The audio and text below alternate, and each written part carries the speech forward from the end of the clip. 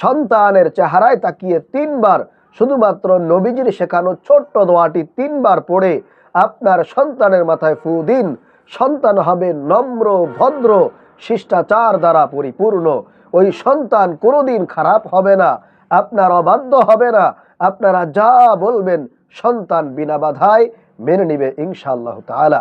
সন্তানের মেধা এতটাই তীক্ষ্ণ হবে, এতটাই প্রখর হবে, আপনি কল্পনাই করতে পারবেন না। কম্পিউটার পর্যন্ত ফেল হয়ে যাবে। আল্লাহু আকবার। এটা পরীক্ষিত আমল, আমার কোনো কথা নয়। রাসূলুল্লাহ সাল্লাল্লাহু আলাইহি ওয়াসাল্লাম একজন ছোট্ট বাচ্চার মাথার উপরে হাত রেখে এই দোয়াটি পাঠ করেছিলেন। পরবর্তীতে ওই সাহাবীর মেধা এতটাই তীক্ষ্ণ হয়েছিল, এতটাই প্রখর হয়েছিল, যা দেখতো তাই মুখস্থ হয়ে যেত, যা শুনতো তাই সাথে সাথে মুখস্থ হয়ে যেত। আল্লাহু আকবার। এজন্যে প্রিয় ভাইরা, মা বোনেরা, অবশ্যই আপনার সন্তানের প্রতি খেয়াল রাখতে হবে।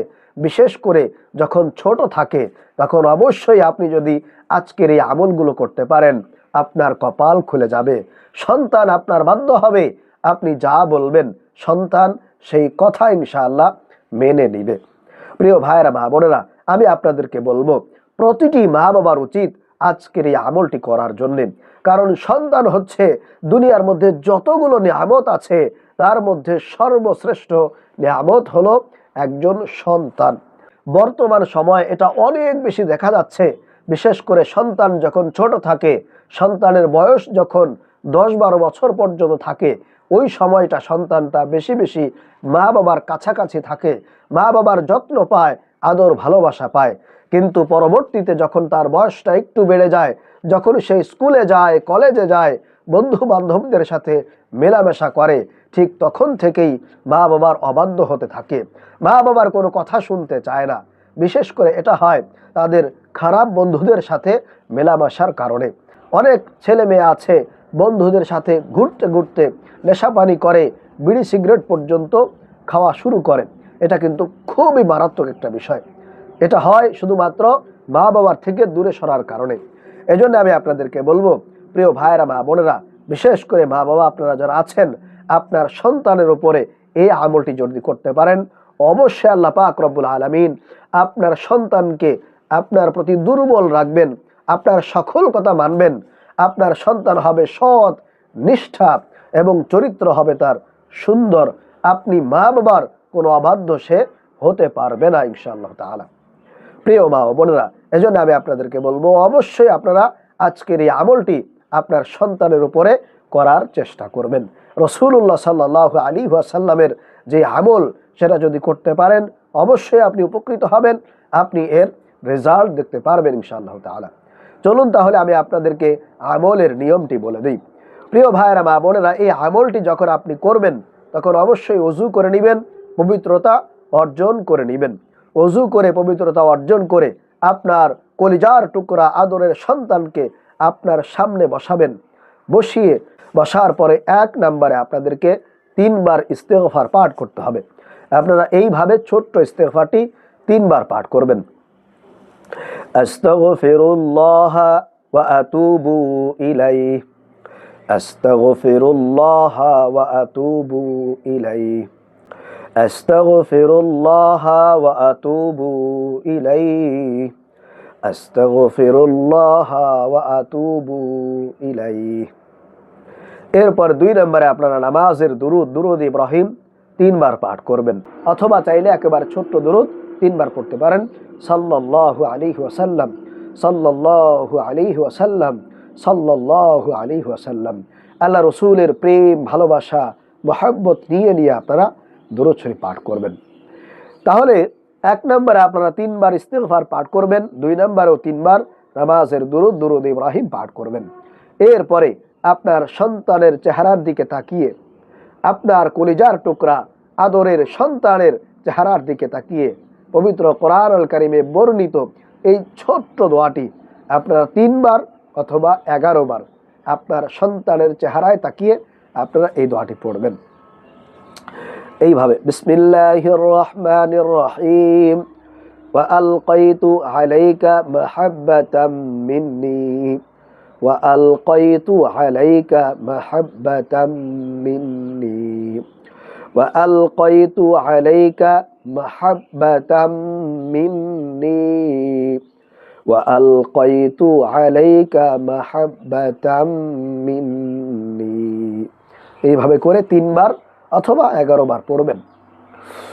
এরপরে 2 নম্বরে আপনারা আরো একটি পবিত্র কোরআন আল কারিমে বর্ণিত ছোট্ট দোয়া আছে।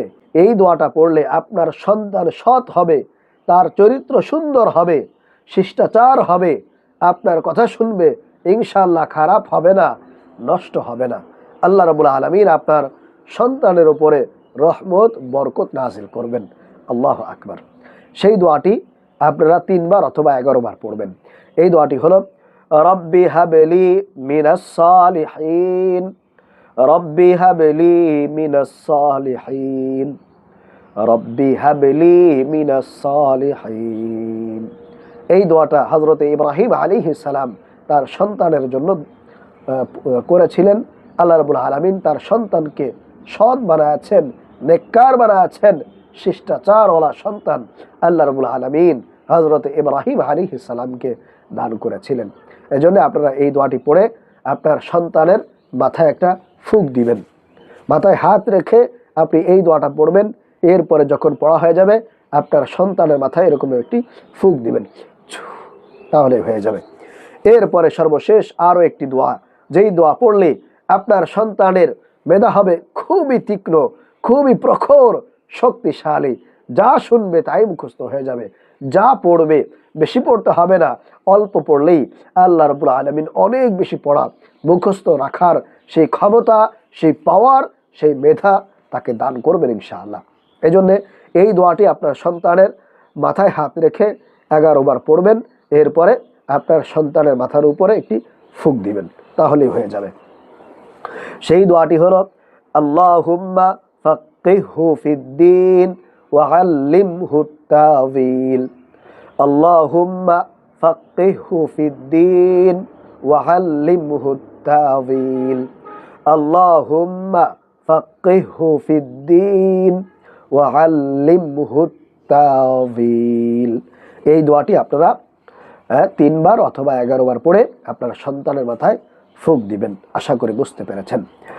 তাহলে প্রিয় ভাইরা মা বোনেরা, আপনারা এই দোয়াগুলো পড়ার পরে সর্বশেষ আবারও 3 বার ছোট্ট দরুদ শরীফ পাঠ করবেন। সাল্লাল্লাহু আলাইহি ওয়াসাল্লাম, সাল্লাল্লাহু আলাইহি ওয়াসাল্লাম, সাল্লাল্লাহু আলাইহি ওয়াসাল্লাম। এরপর সর্বশেষ আপনারা দুহাত তুলে আল্লাহর কাছে দোয়া করবেন, মুনাজাত করবেন। আল্লাহর কাছে বলবেন যে আল্লাহ, আমার সন্তানটাকে তুমি বাধ্য করে দাও, তাকে ভালো বানায় দাও। সে দিন দিন নষ্ট হয়ে যাচ্ছে, খারাপ হয়ে যাচ্ছে। অনেক মা বাবার আফসোস, হুজুর সন্তানটা অনেক ভালো ছিল, আমার কথা শুনতো, আমার বাধ্য ছিল, কিন্তু দিন যত যাচ্ছে সন্তানটা নষ্ট হয়ে যাচ্ছে, খারাপ হয়ে যাচ্ছে। আমি বলবো প্রিয় ভাইরা মা বোনেরা, আপনারা যদি এই আমলগুলো না করেন সন্তান আরো বেশি নষ্ট হয়ে যাবে, খারাপ হয়ে যাবে। এই জন্য অবশ্যই এই আমলগুলো করবেন, তাহলে আল্লাহ রাব্বুল আলামিন আপনার সন্তানকে আপনার বাধ্য করবে, সৎ করবে, তার চরিত্রটা সুন্দর করে দিবে। তাহলে সর্বশেষ আপনি দুহাত তুলে আল্লাহর কাছে দোয়া করবেন, মুনাজাত করবেন। আল্লাহ রাব্বুল আলামিন আমাদেরকে এই আমলগুলো সঠিক নিয়মে করে আমাদের সন্তানদেরকে বাধ্য করার, ভালো করার, সৎ নিষ্ঠাবান করার তৌফিক দান করুন। আমিন।